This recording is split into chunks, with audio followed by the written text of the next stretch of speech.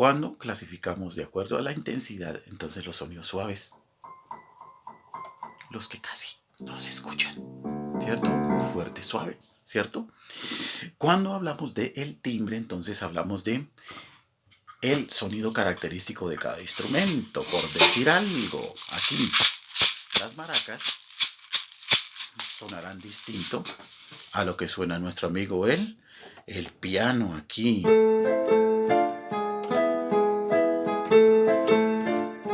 ¿Cierto? Sonidos distintos porque están hechos de diferentes materiales. Eso en cuanto al timbre, ¿cierto?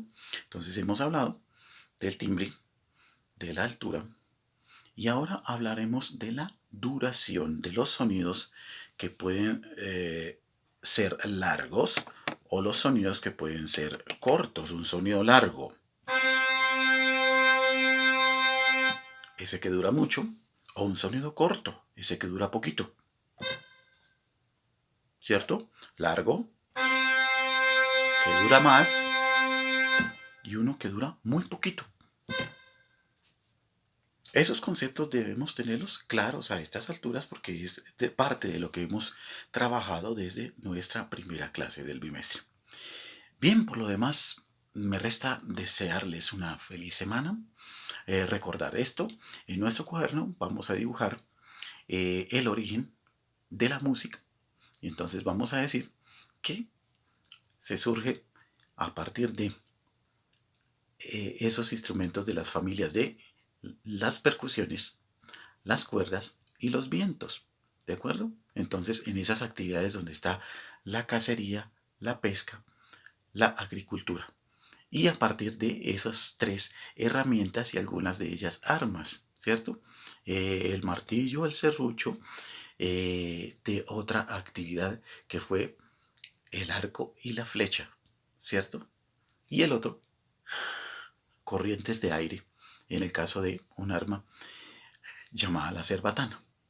Bien, entonces, una feliz semana y hasta pronto.